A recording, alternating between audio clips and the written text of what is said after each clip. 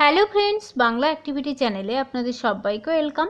25,000 চাকরির ভবিষ্যৎ, 350টি মামলার রায়, এসএসসি মামলার দিনক্ষণ জানিয়ে দিল কলকাতা হাইকোর্ট।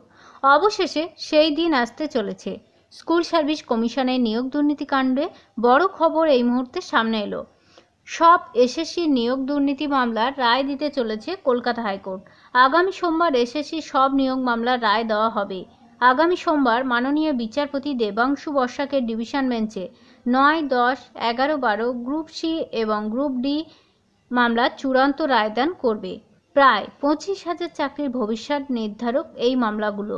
আগামী সোমবার সকাল 10টায় রায় ঘোষণা করবে কলকাতা হাইকোর্টের বিশেষ এই ডিভিশন বেঞ্চ। 24,000-এর বেশি নিয়োগ নিয়ে রায় ঘোষণা করা হবে।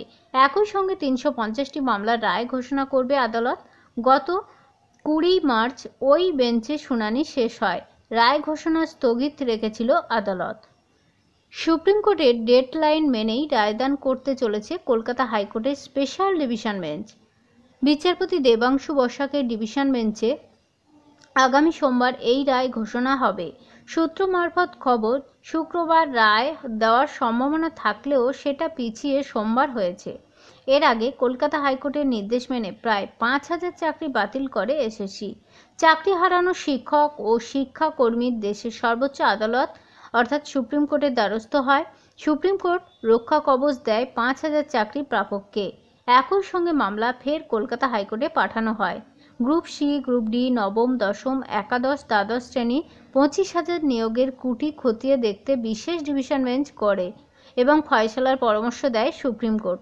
6 মাসের মধ্যে শুনানি শেষ করতেও নির্দেশ দেয় শীর্ষ আদালত। দেশের সর্বোচ্চ আদালতের নির্দেশ মেনেই এবার রায় দিতে চলেছে ডিভিশন বেঞ্চ। প্রসঙ্গত উল্লেখ্য, এসএসসি মামলা হাইকোর্টে ফেরত পাঠিয়েছিল সুপ্রিম কোর্ট। প্রায় 3.5 মাস ধরে উচ্চ আদালতের ডিভিশন বেঞ্চে নিয়মিত মামলাটি শুনানি চলছে। কিছুদিন আগেই তা শেষ হয়, তবে রায় স্থগিত রাখে আদালত। প্রতিদিন বিচারপতি দেবাংশু বসাক এবং বিচারপতি মোহাম্মদ রশিদির ডিভিশন বেঞ্চে শুনানি হয়েছে এই মামলাগুলোর। অবশেষে মামলার রায়দান হতে চলেছে। তো ফ্রেন্ডস, বুঝতেই পারলেন 25,000 যে চাকরি প্রাপক তাদের কিন্তু ভাগ্য খুলতে চলেছে। সোমবারের রায়দানে কি হয় অবশ্যই আপনারা চ্যানেলটিকে সাবস্ক্রাইব করে